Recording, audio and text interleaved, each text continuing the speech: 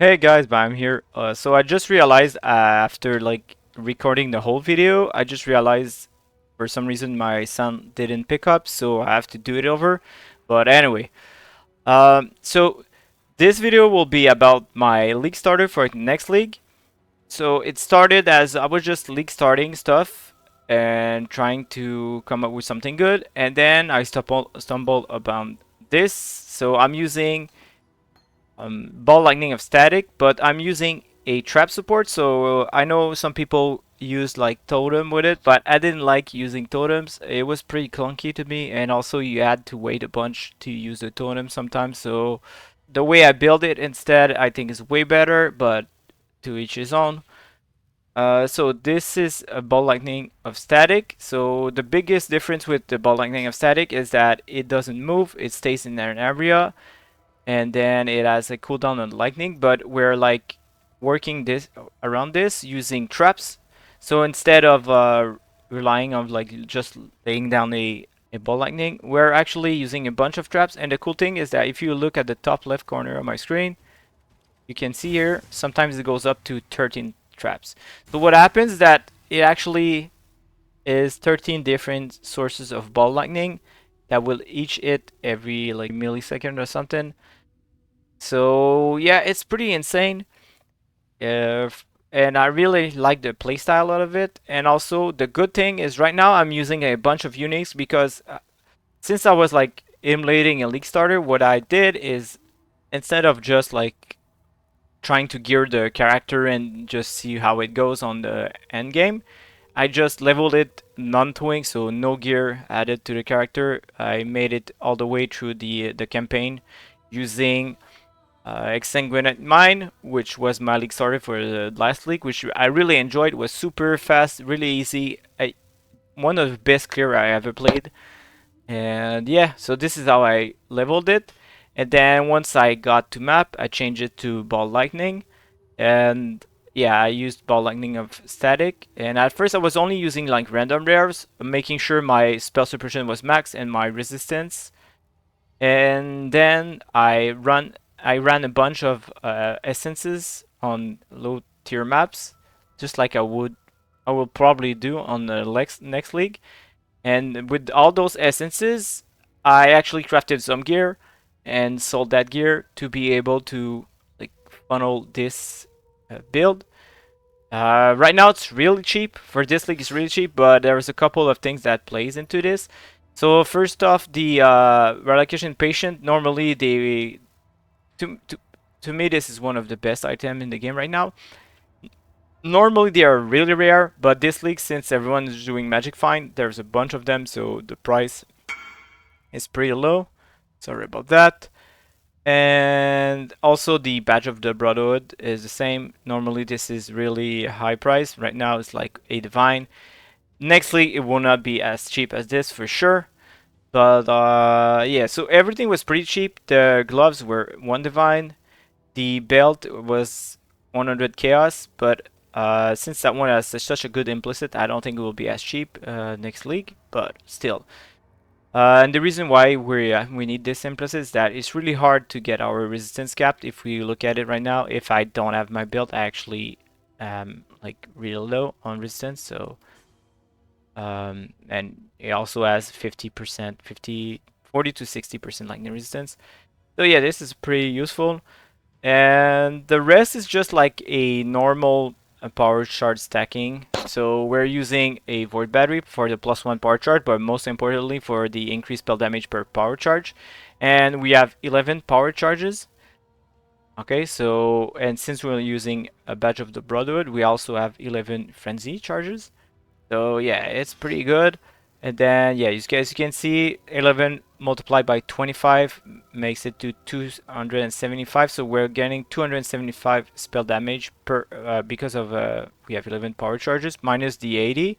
So 195 spell damage on our weapon.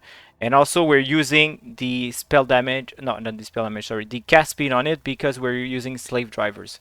So normally cast speed on a trap build doesn't do anything, but now since we have a line that says increase and reduction to cast speed also apply to trap throwing speed. Well, all the cast speed matters. This is why we also have a 9% increased cast speed on it. But to be honest, like if we had a perfect rolled slave driver's hand with a 20% reduced trap throwing speed, it would be the same as having this implicit. So yeah, I just picked up the cheapest one. It happened to have a 9% increased cast speed. Now for the shield, well, as I said, it's a normal power charge stacker. So the reason why it's so good is that it gives us 2 power charges, first of all, and then we have increased spell damage per power charge. It could be better. This is just one that I picked up. I was real cheap because it had the physical damage taken as lightning.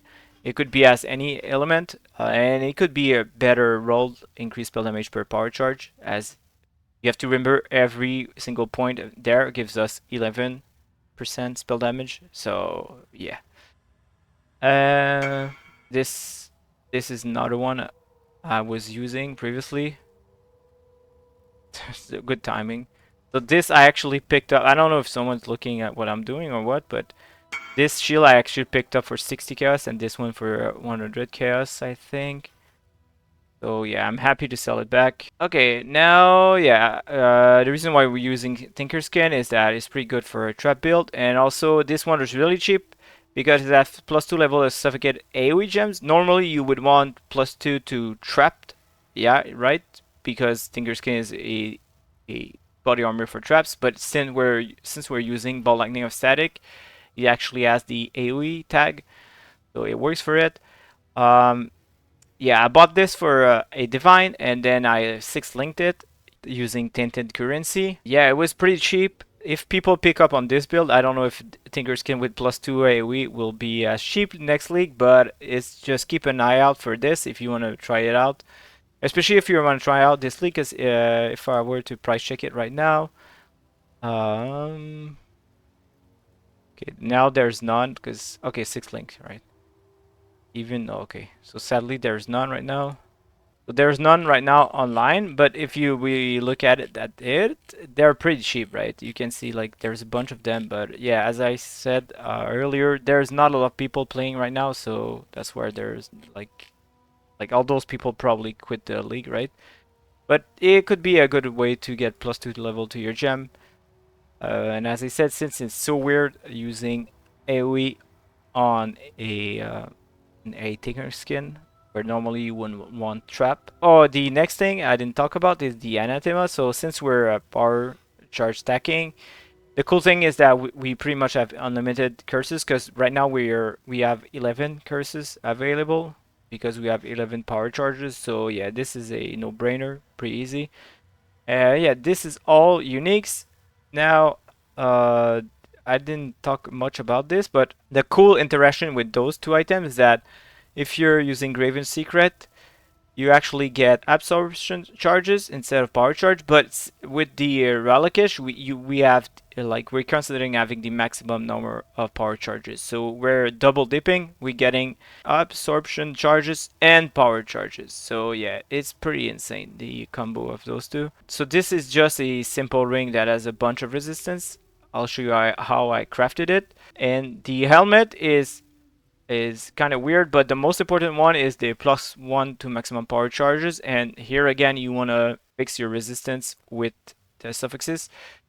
Since we're using a bunch of uniques, we're not getting a much resistance from it, and this is our biggest problem. If you look at our chaos resistance right now, we're at -16%. So this is the biggest weakness of the build.